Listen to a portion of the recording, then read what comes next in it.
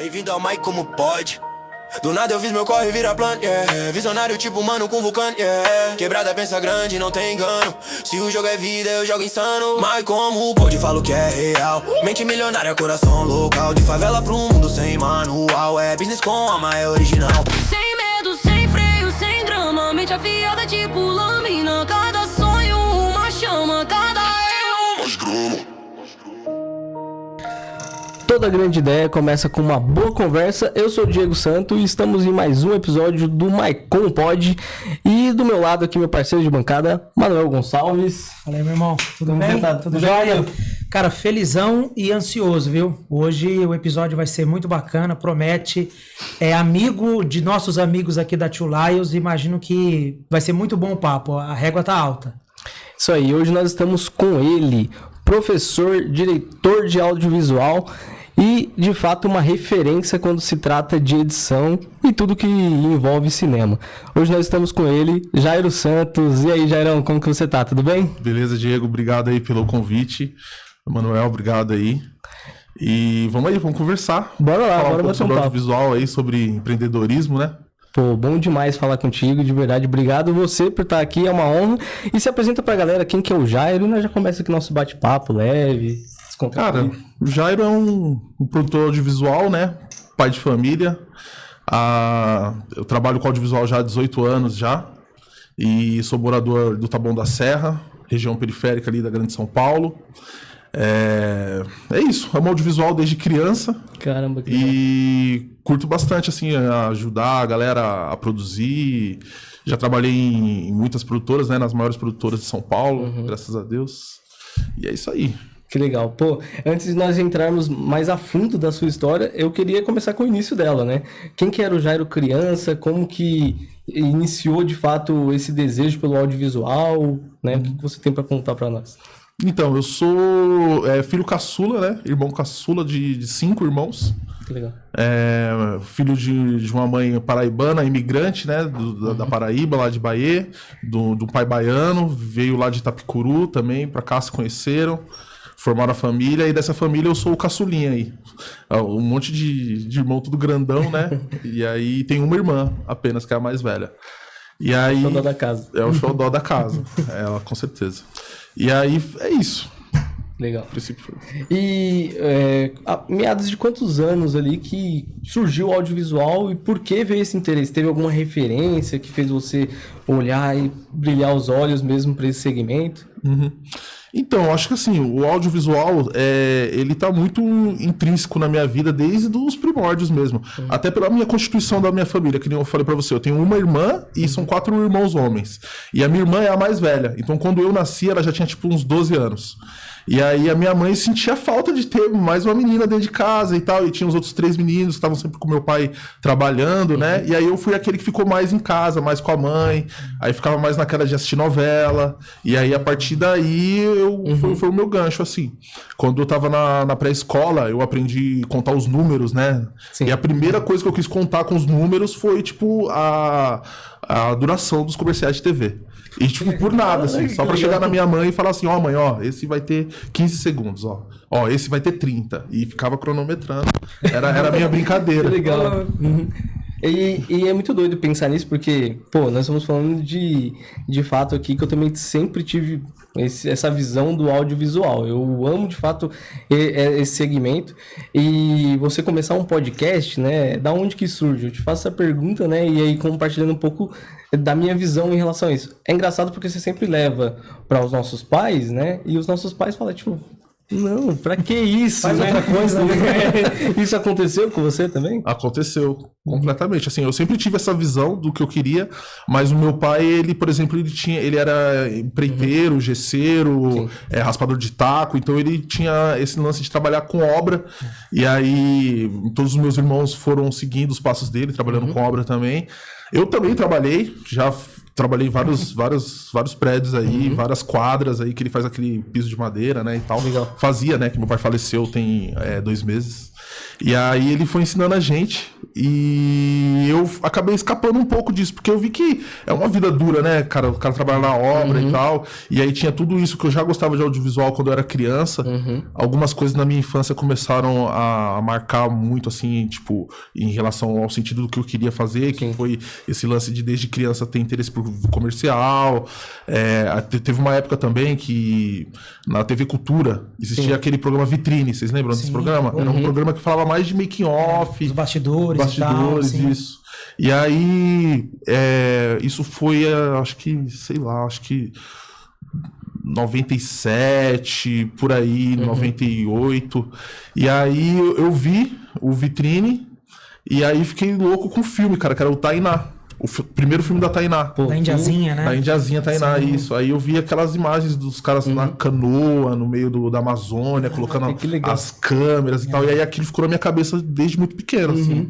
E futuramente, né? Vou dar um salto aqui na linha do tempo. Futuramente, em um momento da minha vida, eu... Tipo, aquele mesmo filme que me apaixonou, vendo a entrevista do Vitrine, eu pude trabalhar na continuação dele. Eu fui um coordenador de pós do Tainá 3. Que é o Origins. E aí, tipo, imagina, né? Que loucura, né? Eu tô lá, fui trabalhar normal. Aí chegou lá o CEO, lá o diretor do grupo lá, falou assim, então na nossa pauta dessa semana a gente tem aqui Tainá 3. Caramba. Falei, caraca, velho. Na hora já deu aquela nostalgia daquela época. E eu lembrei do meu primeiro impulso de gostar do audiovisual, que foi ver nessa matéria do Vitrine. Ô Jairo, e aí até aproveitando que a gente comentou aqui dessa questão de você chegou a trabalhar com teu pai, né? Um trabalho um pouco mais pesado. Mas falando desse teu primeiro amor mesmo, que é o audiovisual. Você lembra a primeira vez, assim, que você pegou o seu primeiro trabalho, a sua primeira grana com audiovisual, o tempo que você levou para entregar, que trampo foi esse, que você foi realmente remunerado para fazer algo que você sempre sonhou desde garoto aí, como você fala? Cara, eu lembro claramente, velho. Foi o casamento do meu irmão.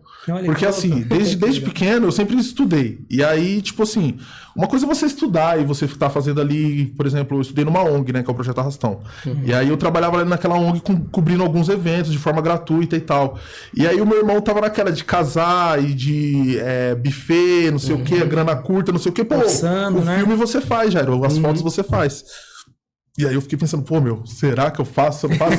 Eu não tinha nem câmera, cara. E aí aconteceu uma coisa muito louca, que eu contei isso lá pra um coordenador cultural meu lá da ONG na época. Aí eu falei, pô, tem um casamento do meu irmão, me convidou pra fazer e tal. Vai rolar uma graninha, não sei o quê. Vai ser o primeiro passo. E aí a gente tem uma gestora lá, que é a dona Selma, ela vai ouvir agora, ela vai ficar sabendo disso. Que ela é muito, como posso dizer, muito rígida com algumas coisas. Inclusive, por exemplo, com o equipamento, né? Porque o equipamento de audiovisual é caro. Imagina se você ficar emprestando pros alunos, daqui a pouco você danifica, não tem mais o curso, né? Se empresta pra um, tem que emprestar pra outro. Tem que emprestar pro outro, exato. E aí eu contei isso pra esse meu coordenador, que é o Alexandre Carfer, e aí ele pegou e falou assim, quer saber, Juma? Vai lá fazer o casamento. Pegou uma caixa de papelão, pegou a câmera, que era uma daquelas Z1, sei lá, umas câmeras muito antigas, que era mini DV, né, o formato. Aí colocou na caixa de papelão, falou, não, leva, traz segunda-feira. Na confiança. Não quebra, não sei o que. Aí eu levei, gravei o casamento do meu irmão, e isso daí foi um fato super marcante, deu tudo certo. Caramba, levei outros alunos ali do curso, e a gente fez o primeiro trabalho. E é legal... relembrar isso, porque até hoje eles vivem isso, né? O casamento, eles vão ver esses vídeos, né? Exatamente. Então, foi o seu primeiro e para eles vai ser para sempre, né? Exatamente. O audiovisual, ele tem uma força gigantesca, né? Uma das coisas que mais me ressaltou, assim, esse lance da força do audiovisual foi em aulas de história, por exemplo. O professor falando, assim, que na Alemanha, antigamente, eles usaram o audiovisual para fazer a população acreditar que os judeus eram inimigos, não sei o que, tinha toda uma campanha nazista, e aí, tipo assim, eles conseguiram pegar uma população que é neutra e fez ela ter todo um viés através do audiovisual. Então é uma ferramenta muito poderosa, tanto pro bem quanto pro mal, sabe? Sim, então na hora que eu comecei a ver essas coisas, eu falei, pô, audiovisual é o caminho, né? Caramba, que legal. E aí, quando que você percebeu de fato que você precisava, porque tudo começa com um hobby, né? E quando você percebeu que aquilo não era mais um hobby e de fato você estava entrando numa profissão, né? Você lembra o ano, como que foi esse seu estado? Cara, com certeza foi quando eu saí do Instituto Criar, né? Porque nessa minha trajetória de aprendizado, eu comecei lá pelo Projeto Arrastão. Lá eu já estudava numa oficina a gente chamava de multimeios, que nem era audiovisual, a gente não chamava dessa forma. E aí ali a gente foi aprendendo, depois essa ONG indicou pro Instituto Criar, porque o Instituto Criar tem um processo seletivo meio rígido, assim, e aí precisava ter a indicação de uma ONG. Aí eu fui indicado pela minha ONG, lá no Instituto Criar, aí eu tinha várias opções para poder escolher. E assim, tipo, já fazia um audiovisual raiz na raça. Eu falei, pô, vou procurar uma coisa aqui que esteja bem longe do meu alcance, uma coisa que eu não teria uma oportunidade de estudar se não fosse aqui. Legal. E aí eu fui para computação gráfica, que é uma área bem específica de pós-produção, né? Que é o VFX e tal. Sim. E aí, quando eu saí de lá, eu fui indicado para trabalhar numa produtora, que é a Casablanca, que foi a primeira produtora que eu trabalhei. Então, aí foi o start. Foi quando eu saí de lá e entrei, já ganhando um salário. Caramba. Ganhava, um salário que na época era menos que um salário mínimo, mas para mim, com 18 anos, era um puta salário e tal. E só de trabalhar com o que você ama, né, de fato, a questão do valor, ele acaba sendo consequência, ninguém vai trabalhar de graça, né, mas você faz com paixão, né? E quando foi que você pegou esse primeiro salário, assim, quando você pegou o primeiro salário, você lembra do sentimento que você teve, assim, chegando em casa, falando, galera... Pô, cara, eu lembro que pra mim era muito dinheiro na época e hoje eu vejo que é muito pouco dinheiro, cara. Mas também tem essa questão da desvalorização da moeda também, né? Que tudo influencia. Mas, assim, eu acho que foi mais significativo quando eu fui mudando de cargo, sabe? Sim. Que aí eu fui vendo que realmente o audiovisual, ele tipo, dá uma grana que não é normal para os outros segmentos de mercado. Que nem, por exemplo, meu pai era empreiteiro. Tipo, o dinheiro que ele ganhava com a obra lá, tendo todo o desgaste físico, tipo, eu via que com o audiovisual eu conseguia chegar nesse nível ou mais, sabe? Com menos esforço físico. Sim. Mas com mais esforço mental. Isso daí é uma questão... É verdade. O desgaste, né? Porque você tem que pensar em todo o conjunto para você ter uma obra legal, né? Desde o roteiro, figurino. E aí o pessoal fica pensando assim, como é que você faz esse negócio mágico? Não tem mágica, filho. É um monte de coisinhas. Trabalho, né? É um monte de coisinhas que faz... observação o tempo todo, né? Observação o tempo todo. Aí você fica com a mente cansada.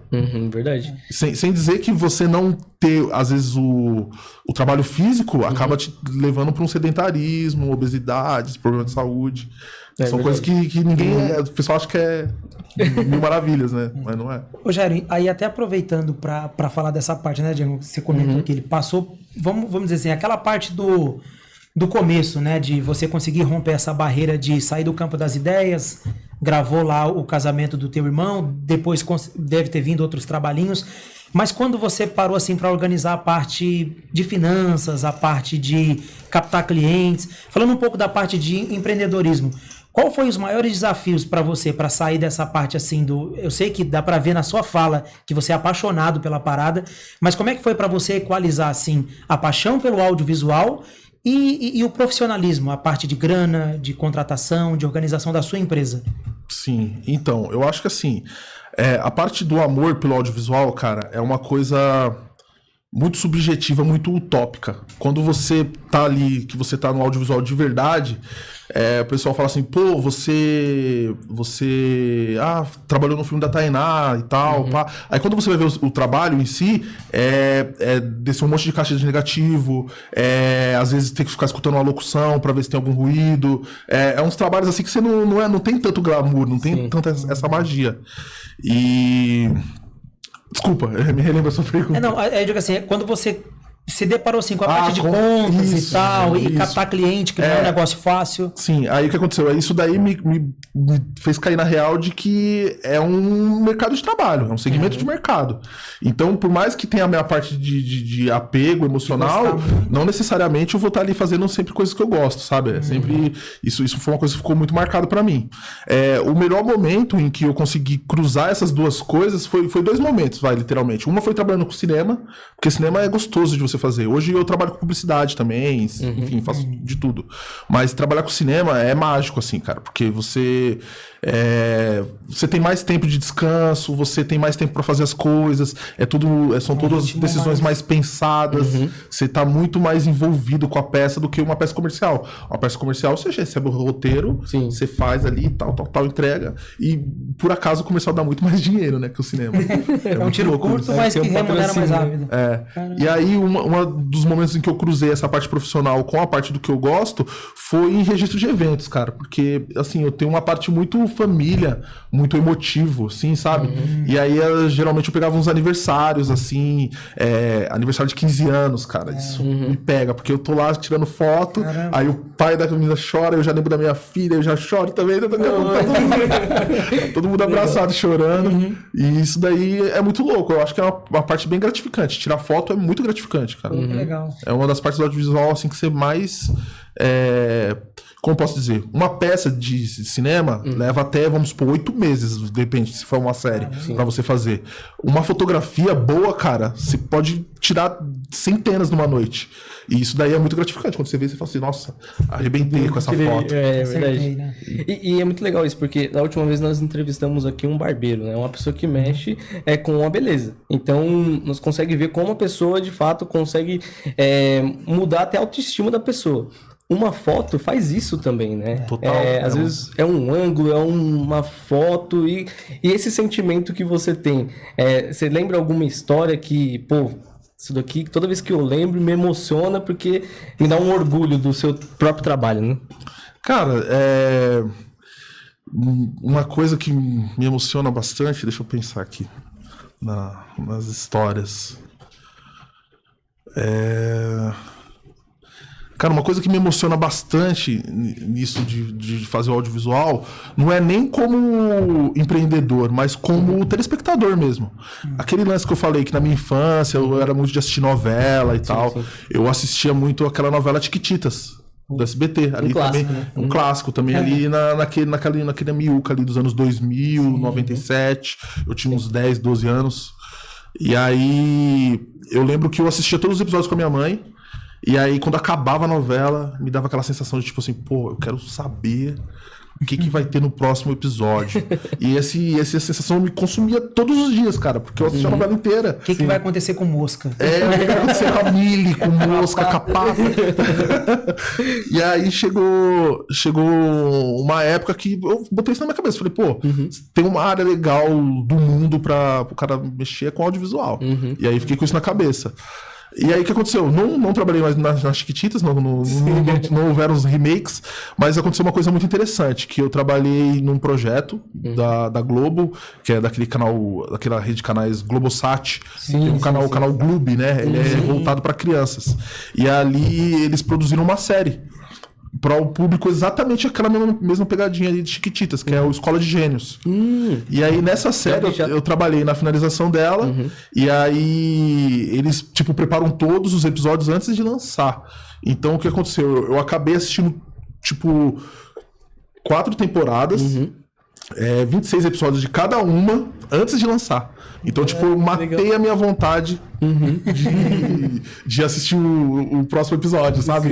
Zerou, né? Zerei a vontade. Então, isso daí, quando aconteceu, me veio esse link com o passado e mexeu muito, assim. Isso aí foi muito emocionante.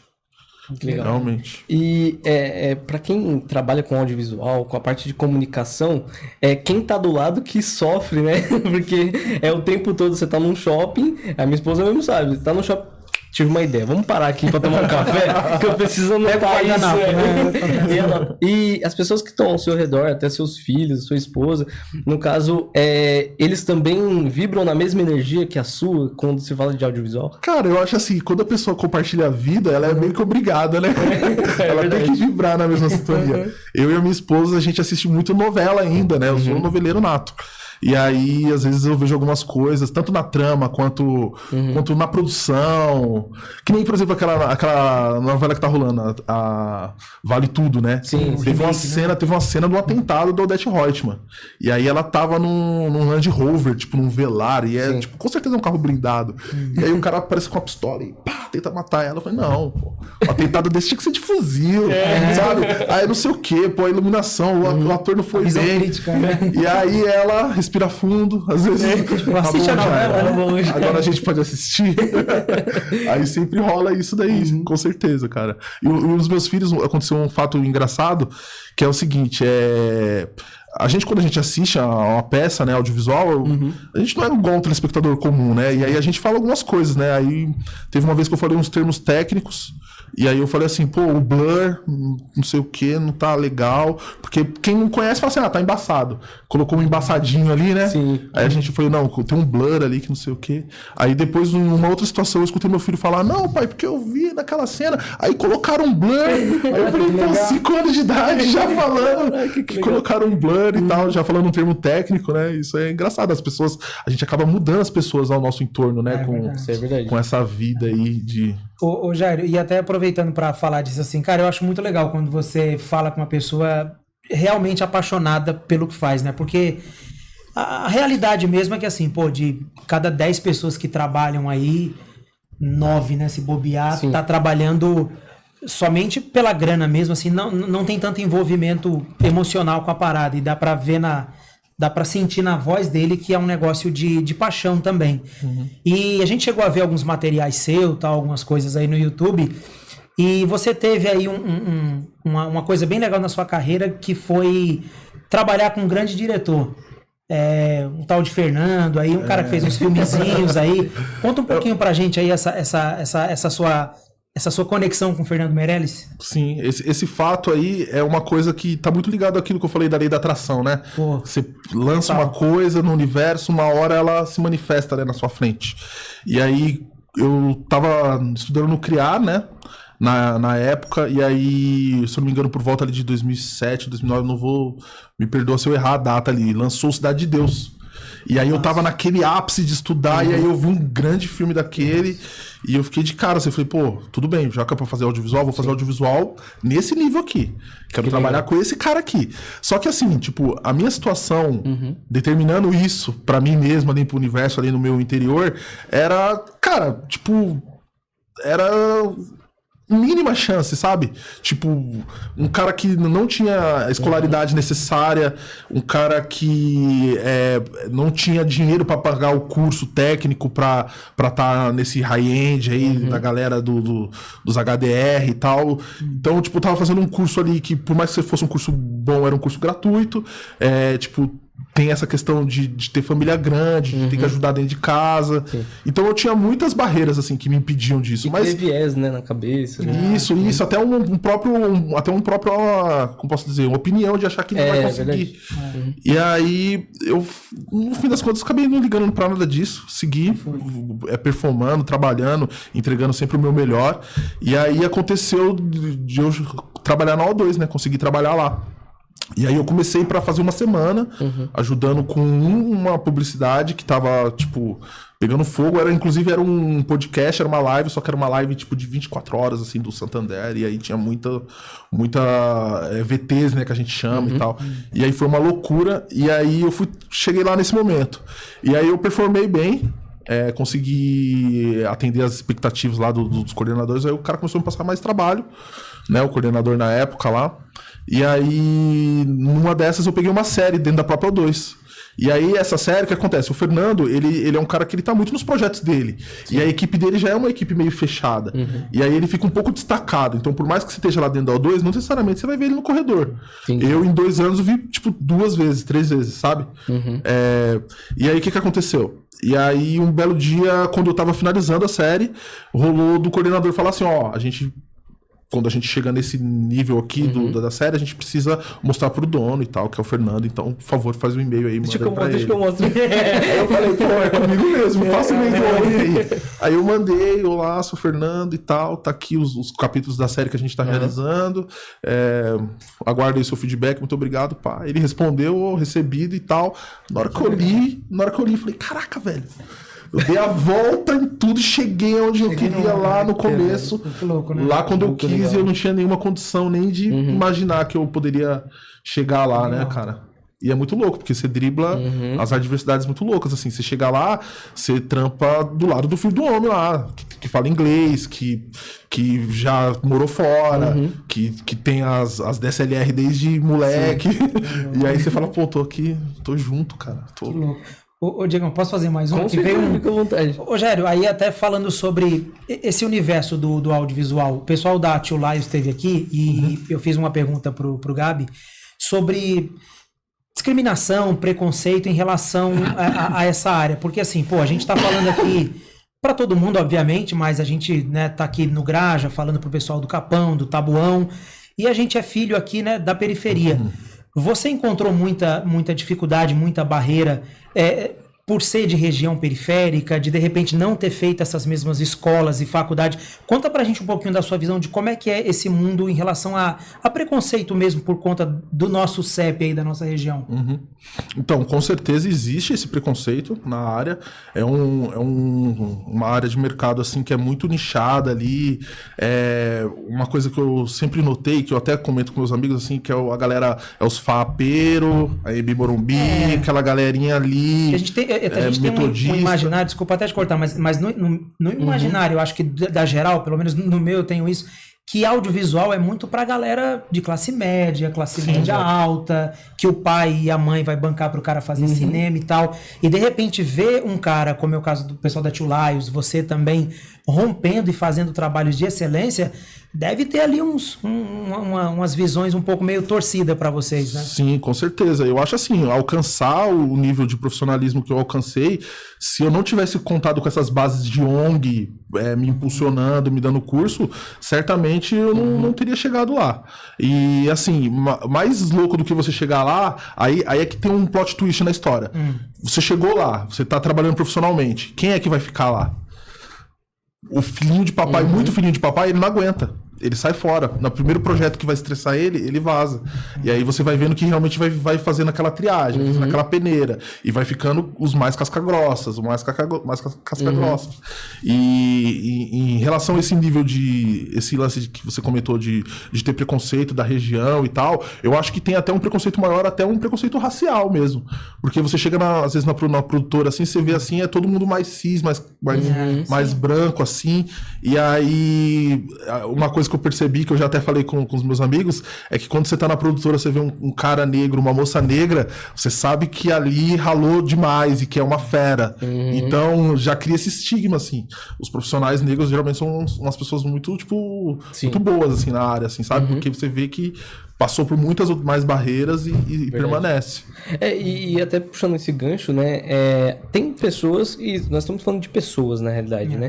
E tem pessoas que passaram por essa barreira, mas depois deixaram, vamos dizer assim, a fama subir para a cabeça. Você já se lidou com isso também? Pessoas que passaram pelo mesmo caminho que o seu, depois mudou um pensamento, e você até estranhou, você falou, pô, você veio no mesmo lugar que eu. Cara, acontece sim, velho, acontece. Só que não tenho muita familiaridade com esse fato, assim, de ter acontecido comigo, assim. Acontece muito da pessoa entrar na área achando que é mil maravilhas e tal, e aí ver que não é esse glamour que todo mundo pensa, né? É aquilo que eu falei, é carregar umas caixas. É que hoje em dia a mídia é tudo digital, então você não carrega mais caixa. Mas na minha época carregava muita caixa, sabe? Então o pessoal, algumas pessoas chegavam lá e falavam, pô, achei que eu ia sentar do lado do Fernando Meirelles, de cara, agora que você tá mandando eu limpar esse... Cadeirinha com meu nome, né? Achei que tinha até... Cadê as 12 toalhas brancas? E aí, geralmente, essa galera, quando se desilude, já muda de área. Eu tive vários amigos que mudaram, foram pra... mim, né? Foram pra medicina, pra advocacia, pra economia. A galera larga a toalha mesmo. E levantando de novo, né, no caso da questão da lei da atração, que você tanto fala, e de fato, pô, eu acredito que isso acontece de fato na essência, mas tem algum outro fato que, além desse do Fernando Meirelles, que você gosta de falar também, que com certeza foi a lei da atração? O seu acreditar fez você chegar até lá. Cara, eu acho que eu já falei os principais, assim, teve aquele lance do filme da Tainá, né? Sim. Teve o lance das Chiquititas, que, tipo, foi muito marcante pra mim, assim, mesmo. Teve esse lance do Fernando Meirelles, que era uma coisa que tava no meu imaginário. Eu acho que assim, cara, é um movimento cíclico que ele nunca acaba. E inclusive eu acho que ele tá acontecendo agora. Porque tá aqui também, pra mim, faz parte desse ciclo. Por quê? Quando eu atingi ali os meus principais objetivos, é aquilo, né? Toma cuidado com o que você sonha, né? Porque às vezes quando você chega lá no que você sonha, não é exatamente o que você quer. E aí eu percebendo, tô num momento da minha vida dessa virada, que é um momento de estar mais onde eu tô agora, que é falando com as pessoas, passando um pouco da experiência, do conhecimento e tal. Tanto que eu tô nesse momento agora, vai um spoiler aí, eu vou falar agora, eu vou ser obrigado a fazer. Ô, louco, solta o plantão aqui, plantão do Maicon. Eu tô lançando aí um projeto que é para educação dentro do audiovisual, que se chama Tudo Sobre Audiovisual. Já tem um Instagram, já tenho uma ideia do que eu vou fazer ali, tem alguns cursos grátis e tal. E aí eu acho que eu vou pivotar mais para essa área da criação de conteúdo, que é uma área que, no meu ponto de vista, para os profissionais mais high-end mesmo, os caras mais da área, eles têm muito preconceito, cara, com internet, até hoje. Eu fui trabalhar em grandes produtoras, e aí era tudo sempre dividido. O núcleo da internet, o núcleo da TV. Porque da TV sempre são os maiores anúncios, mais grana e tal. E hoje em dia, não necessariamente, né, cara? Hoje em dia tá nos pequenos criadores de conteúdo, né? Essa grana, essa atenção do público, né? E aí eu tô nesse momento aí, que eu tô migrando pra esse ponto, e aqui é um ponto-chave. Pô, que legal. Com certeza. Satisfação total, de verdade, e em primeira mão, hein? Então acompanhem as redes sociais aí do Jairo. E levantando até em relação a isso, eu tô lendo um livro, né, bem conhecido, que é do Napoleão Hill, que é Mais Esperto que o Diabo, né? E esse livro ele fala muito sobre a autofelicidade, né? Todo mundo busca a felicidade, só que a felicidade mesmo você só alcança quando você ensina. Então, às vezes você não alcançou o ápice da carreira, mas só de você estar ensinando e mostrando que não é fácil, te traz uma felicidade, uma gratificação maior. E você é uma pessoa que faz isso, né? Quando que surgiu esse interesse de passar pra frente o que você sabe fazer? Cara, sinceramente, eu acho que eu sempre fui assim, um pouco assim, de ficar ensinando, de ficar junto. Eu acho que assim, a primeira oportunidade que eu tive de lecionar e tal, de ensinar, foi numa dessas ONGs, que foi o Projeto Arrastão. Eu ganhei um curso de hardware. E aí, nesse curso de hardware, tipo aqueles cursos bem profissionalizantes mesmo. Sim. E aí eu notei que lá no projeto tinha um laboratório que tava parado já há alguns anos, com as máquinas quebradas. E aí eu tava manjando de hardware, tinha um amigo meu também, o Jorge, que também hoje em dia também é editor, traçou a mesma trajetória assim que eu, profissional. E aí a gente começou a arrumar as máquinas lá. Aí quando foi ver, a gente conseguiu levantar tipo 8 máquinas. Aí eu falei, pô, agora a gente tem um laboratório de novo aqui no projeto. Vamos falar pra gestora lá, com aquela mais linha dura lá. Falei, pô, a gente vai chegar lá hoje, a gente vai chegar com moral na sala dela, que a gente arrumou 8 máquinas e tal. Ela vai deixar pelo menos a gente usar. Aí a gente foi lá, conversou com ela. Aí ela virou, arrumou, então, seu chatão. Então tá bom, quer usar? Vai usar, mas você vai dar aula pra todas as tias da cozinha. Vai criar e-mail pra todo mundo, vai criar Orkut de todo mundo. E aí foi isso, cara. Aí a gente criou as primeiras turmas com as professoras, não, desculpa, a galera que trabalhava no projeto, as faxineiras, as cozinheiras. Nossa, que legal. E aí, totalmente familiarizada com o assunto, né? Isso, e aí a gente tinha já essa pequena introduçãozinha, a gente foi passando pra eles, e aí foram várias turmas, cara. Muitas turmas a gente fez. Foi o meu primeiro contato, assim, com a educação, com ensinar e tal. Legal. E profissionalmente, quando você tá trabalhando, cara, sempre tem um pigro, né? Que a gente chama, que é o cara que não tá conseguindo fazer alguma coisa, me salva, me dá um help. E aí eu sempre, nas produtoras, eu costumo ser esse cara que compartilha conhecimento e ajuda. Aprendo muito também, porque tem muito cara fera também. Tem umas galera assim que você olha e você fala assim, meu, esse cara é de outro mundo, assim, né? Legal. Os Highlander, né? Os monstrão, né? Tem muito. Gerão, cara, eu tô com uma dúvida aqui também que eu queria ouvir de você, assim, que eu acho que isso deve ter sido um divisor de águas aí quando chegou. As plataformas de streaming IA. Como é que foi pra você quando essa parada, porque, né, você já entregou um pouquinho da idade aí, quando a gente fala, né, do Globo e tal, de Chiquititas, quando essas plataformas chegaram, como é que foi pra você se adaptar pro teu ramo, entendeu? Porque entrou muitas plataformas, a IA também, você vê como uma concorrente, uma aliada, como é que foi pra você? Então, a questão dos streamings, né? A questão dos streamings, quando eles vieram pro Brasil, eles vieram mais ou menos junto com um lance que foi um lance das leis de incentivo, que tipo, que cada plataforma teria que ter pelo menos 30% de conteúdo nacional. Isso foi para canais também e tal. Então isso daí foi uma lei que fomentou muito o audiovisual, e apesar que hoje em dia a maioria dos títulos nas Netflix da vida sejam gringos, né? A gente também tem um grande conteúdo nacional lá. E assim, as próprias plataformas facilitam um pouco, porque quando você fecha o projeto e você monta a equipe, aquela equipe passa por um treinamento para fazer o filme do jeito que é naquela plataforma, sabe? Então você meio que é ensinado a fazer da forma deles. A mesma coisa aconteceu comigo no O2. A O2 tem um jeito totalmente que é só deles ali de fazer a finalização. E aí você tem que se encaixar naquele sistema. O padrão Globo deles lá, né? O padrão Globo deles é o padrão Hollywood, né? Que é uma coisa meio que vem de fora. Da gringa, né? Do americano. Da gringa. E aí eles são os que mais implementam aqui. Aí você tem que meio que aprender do jeito deles pra poder entrar. Então, mais ajudou, mais fomentou do que atrapalhou. Com certeza, abre o leque, né? A realidade do audiovisual, cara, é que graças, não sei, à indústria, eu sei que cada vez tem mais tela, né? E quanto mais tela, mais oportunidade de trabalho você tem. Então, é um setor, assim, que está em crescimento constante, assim.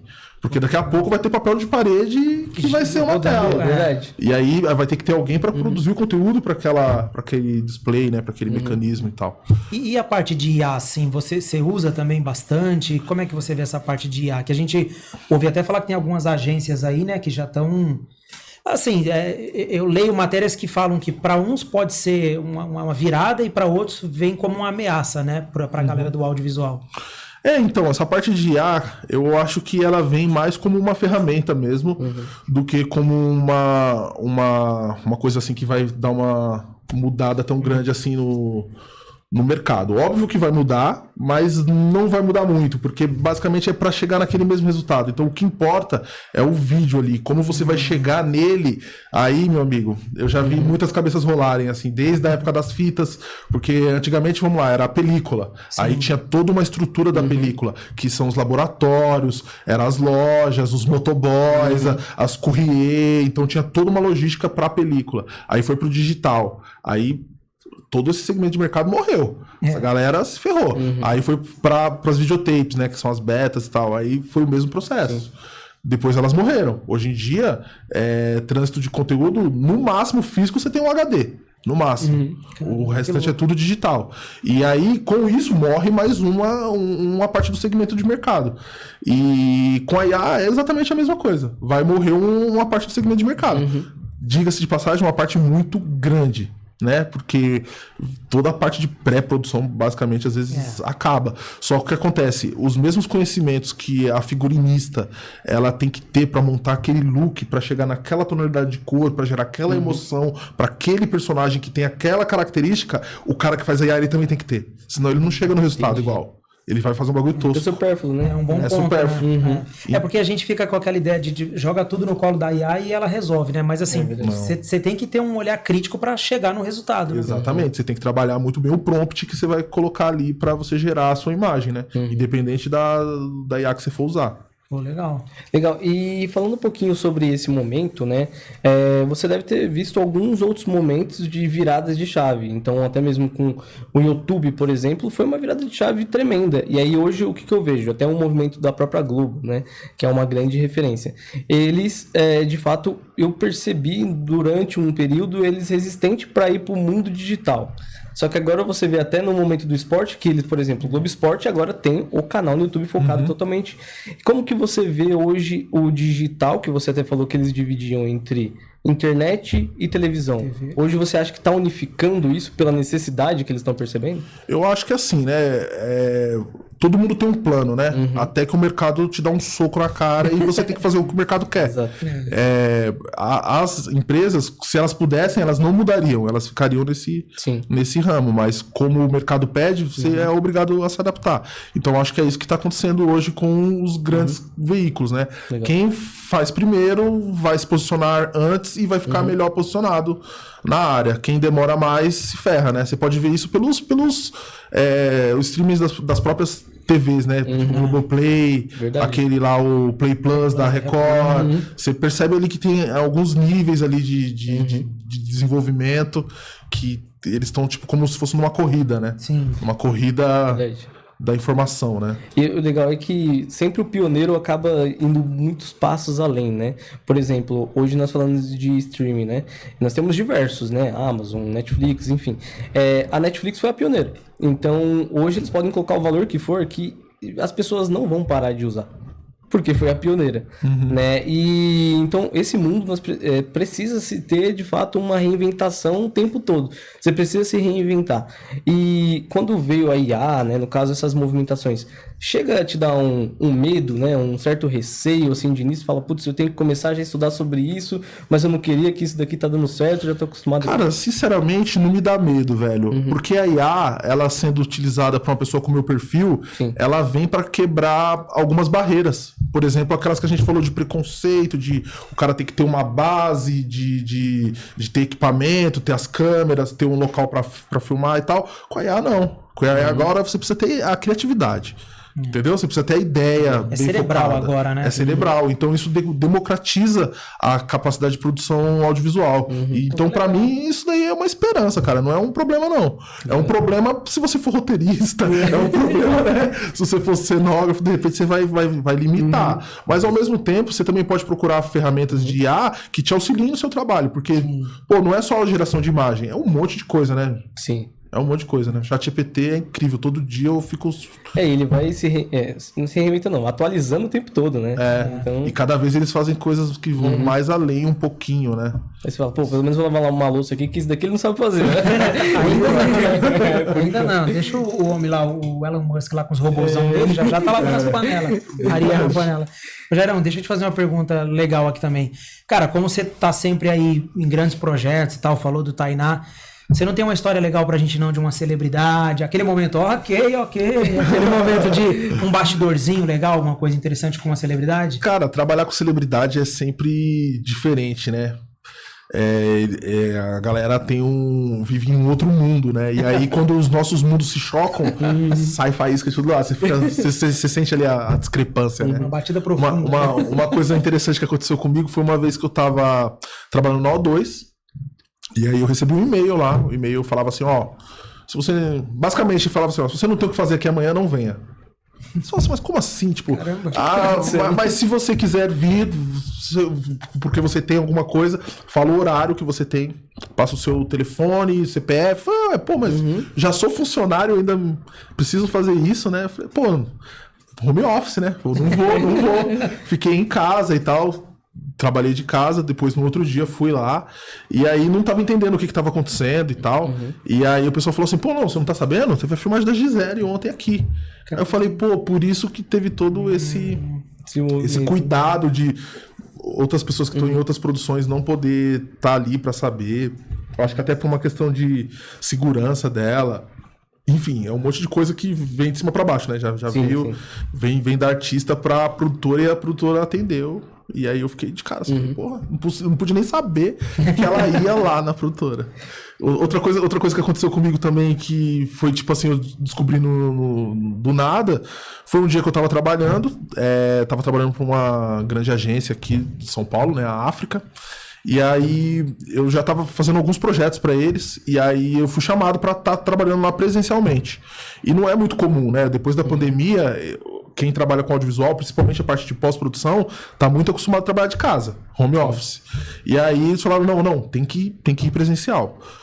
Tá bom, vocês podem me informar pelo menos qual que é o projeto? Não pode informar, você tem que só ir. Aí eu já comecei a falar... Top secret. Aí eu já pensei, Gisele Bündchen de novo, tá? Deve estar lá agora na agência. eu tô dentro.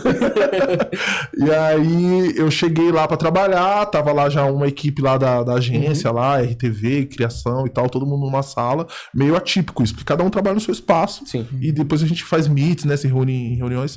Aí tava todo mundo lá. Quando eu olhei pra tela do computador, Madonna. Falei, caraca, velho, vou fazer um job da Madonna. E aí eu fiquei pensando, falei, pô, tipo, o maior popstar do mundo, tipo, o maior banco do Brasil, o maior cliente, né, em termos da agência ali, e tipo, fui escalado, não, tem que ser você pra ir lá fazer o que precisa ser feito. E aí foi muito louco, porque tipo assim, você pensa assim, não, no momento que eu chegar no auge da minha carreira, eu vou estar fazendo uns bagulho muito complicado, muito que só eu pode fazer e tal. E na hora que eu cheguei lá, era uma coisa super simples, cara. O filme, ela tem, tipo, toda uma equipe que produz o filme e tal. Contou com a ajuda de produtoras de São Paulo também, que por acaso também teve uma parte que foi a O12 que fez. Mas basicamente a gente recebeu o filme pronto e a gente tinha que adaptar pro Brasil. Tipo, colocar dentro do padrão de Loudness, que é um padrão de áudio que tem no Brasil, aí sonoriza o filme, coloca a mosquinha. Então, foi tipo botar a cereja no bolo, mas pô, quando eu olhei o bolo... mas olha o bolo, né? O bolo, cara. E aí isso daí foi muito louco, né? Porque não necessariamente quando você tá no seu auge profissional, você vai fazer as coisas mais complicadas, mas você vai, de repente, fazer as coisas mais importantes, assim. Não é simples, mas é super importante, assim, sabe? Escalaram os melhores, né? Foi o Dream Team, né? Pra poder fazer, né? Esse dia aí eu tive que ligar pra minha mãe. Falei, mãe... Sabe quem tá aqui é a Madonna, fala com ela. How are you? E falando, agora um pouquinho mais voltando pro bastidor, né? Porque o audiovisual, é igual você falou, pra quem assiste, tudo é lindo, né? O bastidor tem uns perrengues, né? E pra quem tá começando agora, o que você diria de fato, e até mesmo alertaria, né? No caso dessas pessoas que têm esse interesse, né? As dificuldades, fala alguma dificuldade que você passou. Eu acho assim, cara, primeiro de tudo, o que você for fazer, que você for gastar seu tempo pra fazer, tem que estar muito bem alinhado com os seus propósitos de vida. Eu acho que assim, o propósito de vida é o mais importante, porque é aquilo, você tem que ter cuidado com o que você sonha. Porque você acha que é de uma forma, mas às vezes o seu sonho não é exatamente daquela forma. E aí muda tudo de novo. Se bem que é legal também, né? Você atinge o objetivo, muda a ideia. Atinge outro objetivo, muda. Mas se eu fosse dar um conselho hoje, eu ia falar isso. Vê bem o que você quer. Porque o que você quer, provavelmente você vai conseguir. Então, já mira direito agora. Não acha que é impossível. Não acha que é impossível você trabalhar com o Fernando Meirelles. Não acha que é impossível você fazer 4 temporadas de uma novela antes dela ir pro ar, sabe? Tipo, não pensa que é impossível. Porque você vai se limitar. Então já pensa, já mira alto. Tanto que hoje eu miro alto também. Hoje eu quero ser diretor que vai ganhar um Oscar, saca? Tipo, tem que ser assim a régua, senão não rola. E até falando sobre isso, nós falamos sobre a lei da atração e agora voltamos para isso, né? E quais que são os próximos passos da Jassan Audiovisual e do Jairo, né? Então, a Jassan Audiovisual, ela surgiu muito da demanda. Uma demanda que eu não consegui ignorar. Porque assim, eu desde os 18 anos lá, desde o Instituto Criar, desde pequeno, na verdade, sempre me interessei por audiovisual.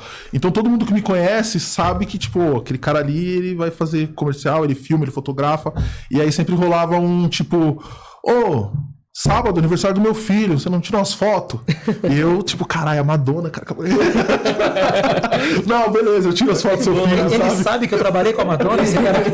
E aí eu comecei a pegar esses projetos, assim, porque era uma demanda que eu deixar dinheiro na mesa, né? Sim, claro. E outra, tem todo aquele lance que eu te falei, que tirar foto é muito satisfatório e tal, é gostoso. E eu tenho um pouco de facilidade de trabalhar com o público, né? Porque o cara ser fotógrafo é complicado. Imagina, você chega numa balada, você vai falar com todo mundo. Você vai encontrar pessoas maravilhosas, e você vai encontrar galera que é pavio curto. Que, sabe? Tipo, então isso é muito louco. E aí eu comecei a pegar projetos, aí sem fazer muita divulgação, continuando trabalhando na minha área em agências e produtoras, eu comecei a seguir com esse segmento de fazer eventos, pequenos eventos corporativos, eventos de festa, batizado, casamento, essas coisas eu comecei a fazer para não deixar essa demanda sem ser atendida, assim.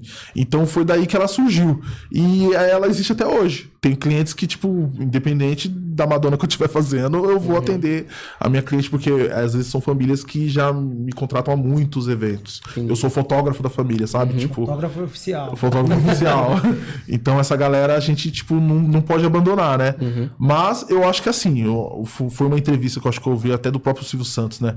Que, tipo, se você quer ser bem de vida, se quer ser rico, você tem que ter várias formas de entrada de capital. capital, né? Diversificação, né, de capital.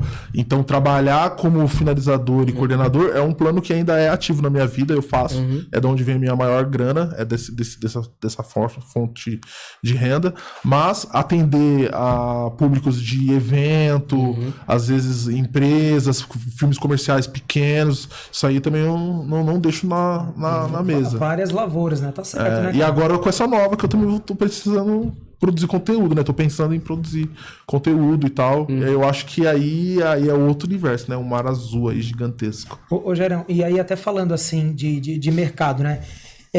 Como que você vê o futuro assim do mercado audiovisual? Eu sei que é uma pergunta um pouco clichê, mas assim, a gente estava falando agora aqui de IA, né?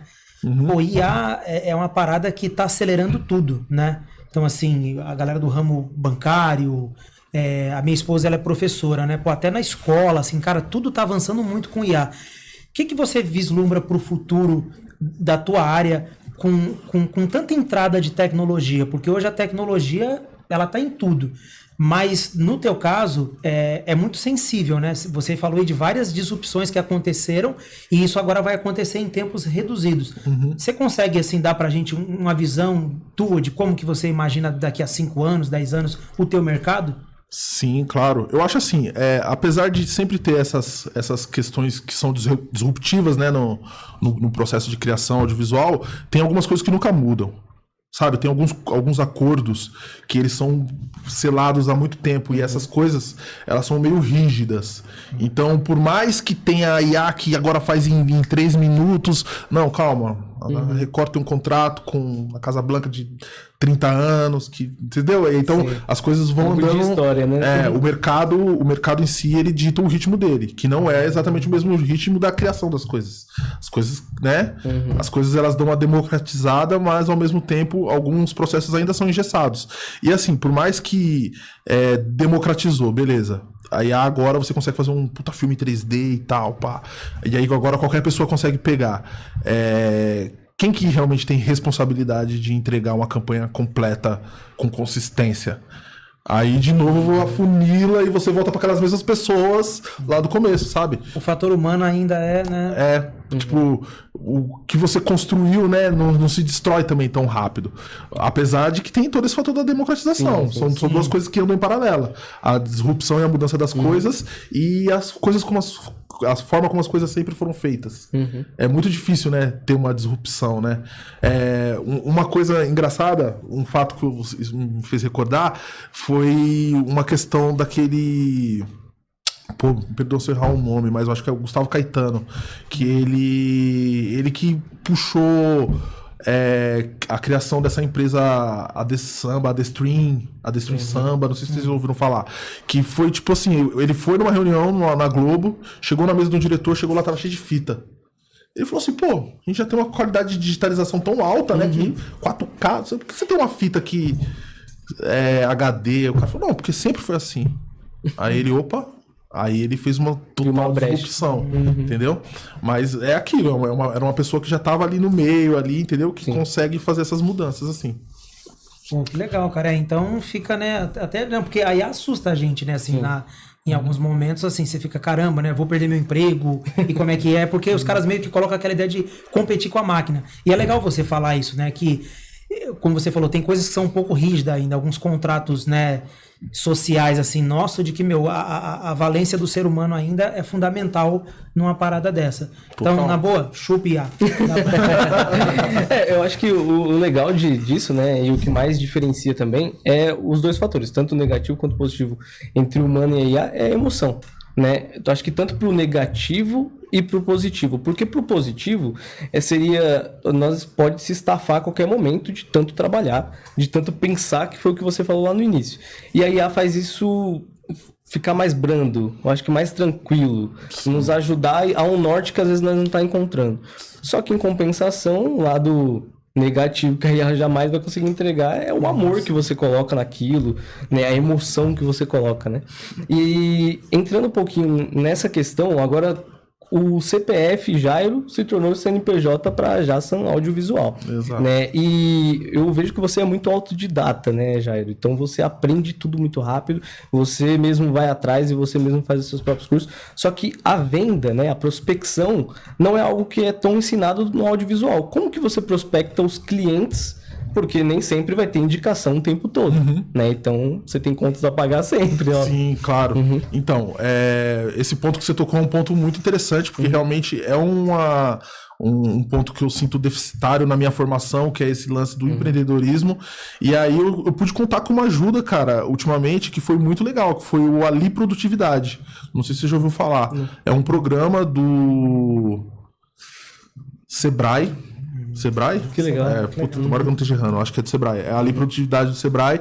E aí eles te ajudam, a pessoa que tem um CNPJ ali no começo, a criar todo ali uma ideia de branding da sua marca, de funil de vendas e tal, de criação de canais de comunicação, WhatsApp Business, essas coisas. Então, toda essa parte eu, graças a Deus, consegui aprender dessa forma aí. E é óbvio, o boca a boca, né, cara? O networking, ele é muito forte. Fechado. Jairo, deixa eu te fazer uma outra perguntinha aqui. Cara, você falou já aqui no off aqui pra gente, né? De muitas viagens pra lá, pra cá. Já teve alguma coisa bem maluca que aconteceu você fazendo uma produção, gravando? Uma história curiosa. Conta pra gente aí uma parada bem doida assim que aconteceu gravando alguma coisa. Cara, sempre acontece, velho. Uma situação que foi bem interessante, até o nosso amigo aqui lembrou, foi uma situação que eu tava gravando um vídeo comercial. O meu irmão, do casamento lá, ele me arrumou um cliente, porque meu irmão trabalha ainda com reforma, como meu pai. E aí o cara tava reformando, aí meu irmão falou assim, pô, você já tem um comercial desse lugar aqui que você vai lançar, né? Precisa ter um comercial. Aí o cara, não tem. Ele falou, pô, meu irmão. Aí ele me indicou. Aí eu fui lá. Meu primeiro comercial, assim, de verdade. Aí eu pensei, falei, não, vou botar um drone, Enfim, criei várias coisas assim, e aí a gente executou. Aí a gente colocou o drone no ar lá, fizemos umas tomadas aéreas, tinha um teto retrátil e tal, aí a gente subiu lá, e era uma área assim meio residencial. E do lado do restaurante tinha uns prédios. E aí, beleza. Aí quando a gente desceu pra frente pra fazer a tomada da frente e tal, aí chegou uma viatura da polícia, encostou lá, falou assim, pô, o que tá gravando? Quem que é o responsável pelo drone? E aí a gente recebeu uma denúncia. Aí eu falei, putz, agora ferrou. Tinha que ter algum alvará, alguma coisa e não vai dar ruim aqui. E aí falei, não, vamos lá, consciência tranquila aqui, vou falar com a policial. Aí falei com ela, falei, não, eu sou responsável pelo drone e tal, tá tendo algum problema aí, o que tá acontecendo? Aí ela falou, não, tem uma vizinha aqui que falou que vocês estão tentando roubar o prédio dela e vocês estão espionando com o drone. Calma, o Ian não tá fazendo isso. Aí eu falei, calma. Aí tranquilamente, falei, não é isso que tá acontecendo. A gente tá aqui gravando o comercial do restaurante, o dono tá ali e tal, aqui tá as imagens, inclusive toma aqui meu cartão e tal, debutante, aniversário, aí já trouxe a policial pra mim ali, aí ela, não, então fica tranquilo, vai, só trabalha aí, tá tudo certo. E aí deu tudo certo, mas foi louco, né? Você parar assim a gravação com a viatura, você fala, putz, é hoje. Tanto que eu estudei pra não ir preso hoje. Provavelmente a policial pensou, pô, eu queria que eles fizessem um vídeo pra mim, da minha filha. Eu tô por aí, né? A galera dá o limão, a gente faz a limonada, né? Isso. Pô, que entrevista massa, de verdade. Muito bom estar falando com você, Jairo. Estamos chegando ao fim, né? Conversa boa é assim, a conversa que nós nem sente. Queria que você olhasse agora para essa câmera aqui, passasse de fato a sua visão e o que você pode indicar para as pessoas que querem seguir o audiovisual de indicação, aí o que já tá no seu coração.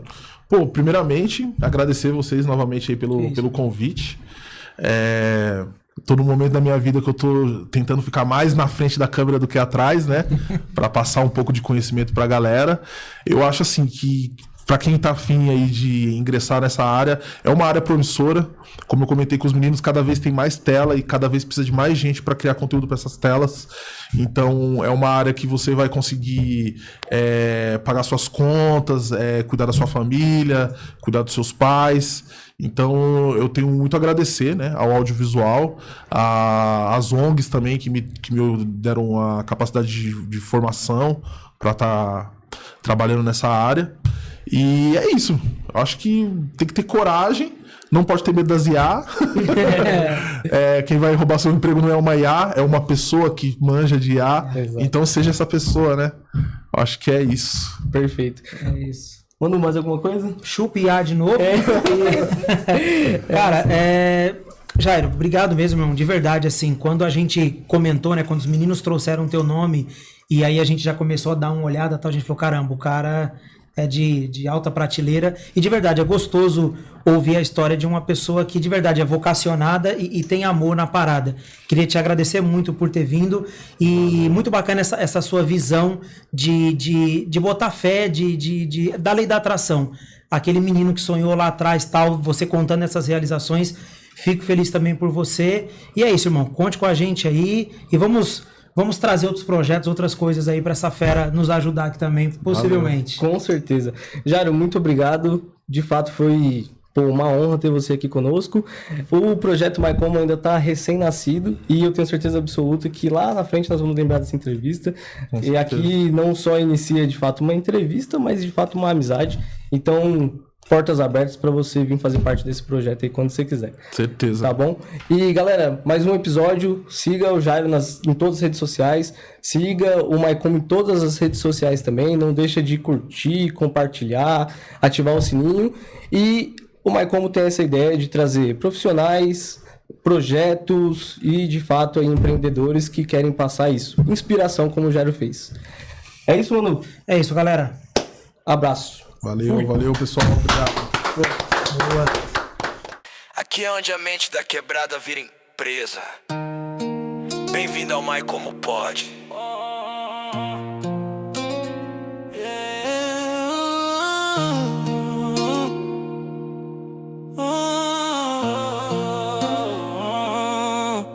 Do nada eu fiz meu corre virar plano.